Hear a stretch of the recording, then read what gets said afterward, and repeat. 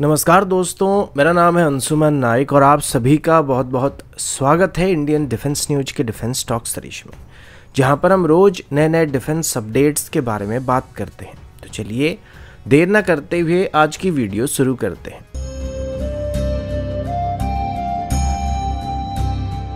आज की पहली अपडेट एरो इंजन की तरफ से, और अभी हम भारत की फ्यूचर एरो इंजन के बारे में बात करने वाले हैं। और आपको जानकर हैरानी होगी कि जिस तरीके से हमारी एमका प्रोग्राम का अभी तक कोई भी प्रॉपर टाइमलाइन डिसाइड नहीं हो पा रहा है, ठीक वैसे ही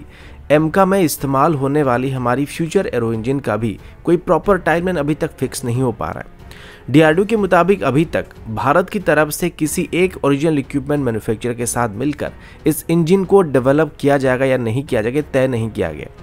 इसमें अभी सफरान, रोल्स रॉयस और जनरल इलेक्ट्रिक की तरफ से भारत को अपना अपना ऑफर दिया जा रहा है और लगभग सेम तरीके की ऑफर रोल्स रॉयस और सफरान की तरफ से दिया जा रहा है, जबकि जनरल इलेक्ट्रिक की ऑफर उतना अट्रैक्टिव नहीं लग रहा है। लेकिन अभी तक इनमें से किसके साथ मिलकर एक एरो इंजन को बनाया जाएगा यह तय नहीं हुआ है। अब जैसे कि रिपब्लिक डे के अवसर पर फ्रांस के प्रेसिडेंट इमानुएल मैक्रोन भारत के गस्त पर आए हुए थे, तो अभी ये खबर सामने आ रहा है कि इसमें सफरान के साथ बातचीत सबसे आगे चल रही है और इसमें सफरान की तरफ से भारत को एक नई इंजन को डेवलप करने के साथ साथ उसमें 100% तक टीओटी और इंटेलेक्चुअल प्रॉपर्टी राइट को भी देने का वादा किया गया और एक्सपोर्ट राइट को भी देने का वादा किया गया। अब ये जो इंजन अभी भारत डेवलप करना चाहता है, ये एक 6th जनरेशन की इंजन होने वाली है, जिसको सिर्फ तेजस MK2 एमका या twin engine deck based fighter में नहीं बल्कि आगे चल के फ्यूचर फाइटर जेट्स में भी इस्तेमाल करने का एम रखकर बनाने की बात की गई है। इनिशियली हमारा जो मेन प्लान था वो 110 किलोटन क्लास के एक इंजन को बनाना था, जिसको हम लोग सिंगल इंजन कन्फिगरेशन के साथ तेजस मार्क 2 में इस्तेमाल कर सकते थे और ट्विन इंजन कन्फिगरेशन में एमका या फिर twin engine deck based fighter जैसे एयरक्राफ्ट में इस्तेमाल कर सकते थे। लेकिन अभी जिस नए इंजन को बनाने का प्लान किया जा रहा है, उसकी कोर सेक्शन को थोड़ा एक्स्ट्रा थ्रस्ट को जनरेट करने के लिए अभी से बनाने का प्लान किया जा रहा है, जिसमें इंजन की थ्रस्ट आउटपुट को जरूरत पड़ने पर एक्स्ट्रा 20% के आसपास इंक्रीज किया जा सकेगा। तो कुल मिलाकर ये इंजन 135 किलोटन के आसपास की थ्रस्ट को जनरेट करने की क्षमता रखने वाला है। अब इसके साथ इसकी कुछ नॉन आफ्टर बर्निंग वेरिएंट को भी डेवलप करने का एम रखा जा रहा है, जो कि 75 किलोटन के आसपास की ड्राई थ्रस्ट को जनरेट कर पाएंगे और इसकी कुछ पिन अप वेरिएंट को भी बनाने का प्लान किया जा रहा है, जिसको फ्यूचर में ट्रांसपोर्ट एयरक्राफ्ट में इस्तेमाल किया जा सकेगा। लेकिन इन सब के बावजूद भी अभी हमारे लिए जो सबसे बड़ी चीज़ है वो इस इंजन को जल्दी से जल्दी डेवलप करना स्टार्ट करना है, क्योंकि सिर्फ प्लान बनाने से हमारे पास इंजन नहीं आने वाला है और बिना इंजन के हम कभी भी अपनी एरोस्पेस सेक्टर में सेल्फ डिपेंडेंट नहीं बनने वाले हैं।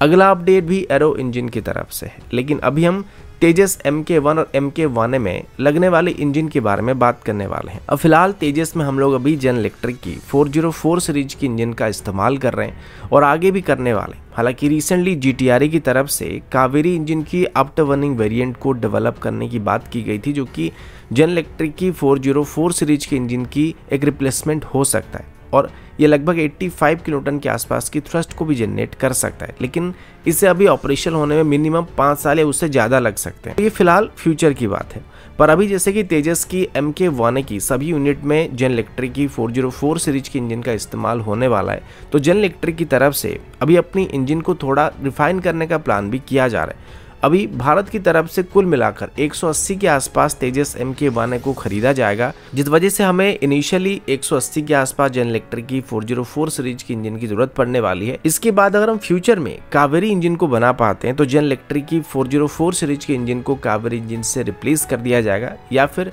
फ्यूचर में भी तेजस में सेम 404 सीरीज की इंजन का इस्तेमाल किया जाने वाला है। और अगर ऐसा हुआ तो तेजस की पूरी लाइफ साइकिल के दौरान हमको मिनिमम 3 से 4 बार इंजन को बदलने की जरूरत पड़ने वाली, यानी कि अप्रॉक्सीमेटली हमको तेजस MK1A के लिए 780 के आसपास इंजन की जरूरत पड़ने वाली। तो ये जनरल इलेक्ट्रिक के लिए एक बहुत ही बड़ा ऑर्डर होने वाला है। इसी वजह से अभी जनरल इलेक्ट्रिक की तरफ से वापस जनरल इलेक्ट्रिक की 404 सीरीज के इंजन में इन्वेस्ट करना शुरू किया जा रहा है और अभी इसमें कुछ मॉडिफिकेशन करने की बात की गई है, जिसमें इंजन की ओवरऑल परफॉर्मेंस को थोड़ा बेहतर करने के साथ साथ फ्यूल एफिशिएंसी को भी बेहतर करने की बात की गई है। इसमें इंजन की थ्रस्ट आउटपुट थोड़ा बहुत इंक्रीज हो सकता है, लेकिन इसकी फ्यूल एफिशिएंसी को सबसे पहले बेहतर करने की उम्मीद किया जा रहा है और अगर ऐसा हो सका तो इससे तेजस की रेंज पर काफी पॉजिटिव असर देखने को मिल सकता है। हालांकि अभी इन इंजन्स की प्रोडक्शन रेट की वजह से कुछ सवाल भी उठ रहे थे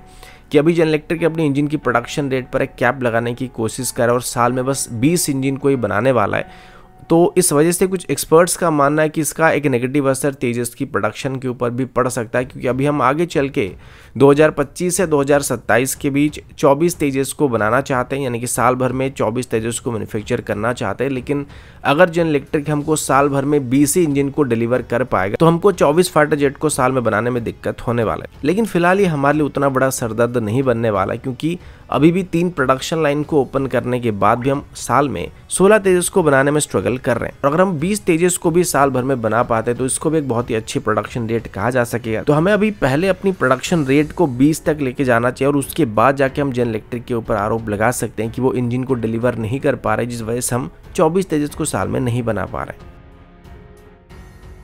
अगला अपडेट डायरेक्ट एनर्जी वेपन की तरफ से, और अभी पूरे दुनिया भर में कुछ गिने चुने देश हैं जिनके पास इस तरीके की direct energy weapon based system मौजूद है। अभी भारत के पास भी operational direct energy weapon platform मौजूद है, जिनका स्मॉल स्केल डेमोन्स्ट्रेशन हमको डीआरडीओ की एंटी-ड्रोन सिस्टम के साथ देखने को मिलता है। लेकिन ये एक low profile direct energy weapon है, जिसको खास करके स्मॉल साइज के ड्रोन्स को या लो फ्लाइंग ऑब्जेक्ट को टारगेट करने के लिए इस्तेमाल किया जा सकता है। पर अभी डीआरडीओ की तरफ से अभी 100 किलोवाट की डायरेक्ट एनर्जी वेपन को डेवलप करने का प्लान किया जा रहा है, जो कि एक ट्रक माउंटेड सिस्टम होने वाला है और एक mobile direct energy weapon platform होगा। अब 100 किलोवाट की डायरेक्ट एनर्जी वेपन से हम आसानी से कोई भी ड्रोन्स को टारगेट कर सकते हैं या हेलीकॉप्टर्स को भी टारगेट कर सकते हैं। अब ड्रोन्स के खिलाफ अगर हम डायरेक्ट एनर्जी वेपन का इस्तेमाल करते हैं तो इससे हमें काफ़ी फ़ायदा भी होने वाला है, क्योंकि ड्रोन्स को नष्ट करने के लिए अगर हम किसी मिसाइल का इस्तेमाल करते हैं तो टेक्निकली जो मिसाइल का कॉस्ट होता है वो ड्रोन से काफ़ी ज़्यादा पड़ता है, तो इस वजह से एक कॉस्ट इफेक्टिव सोल्यूशन नहीं होता है। लेकिन डायरेक्ट एनर्जी वेपन से हम बहुत ही कम कीमत पर ही ड्रोन्स को टारगेट कर पाएंगे। अभी तो डीआरडीओ की तरफ से वाइड रेंज के एप्लीकेशन के लिए 250 और 300 किलोवाट तक की डायरेक्ट एनर्जी वेपन को बनाने का फैसला भी किया जा चुका है, जो कि ट्रक माउंटेड सिस्टम होने वाला है और इनको आगे चल के एक वाइड रेंज की एंटी ड्रोन कवरेज को प्रोवाइड करने के लिए इस्तेमाल किया जा सकता है। और जिस तरीके से इजराइल की तरफ से अपनी आयरन बीम सिस्टम को डेवलप किया जा रहा है, ठीक वैसे ही डीआरडीओ की तरफ से एक direct energy weapon based anti drone system को तैयार करने का प्लान बनाया जा रहा है, जिसमें हम ड्रोन्स और हेलीकॉप्टर्स के अलावा जरूरत पड़ने पर दुश्मन के मिसाइल्स और रॉकेट्स को भी टारगेट कर सकते हैं। तो दोस्तों अभी के लिए इतना ही, मिलता हूँ आपसे अगली वीडियो में, तब तक के लिए जय हिंद, वंदे मातरम।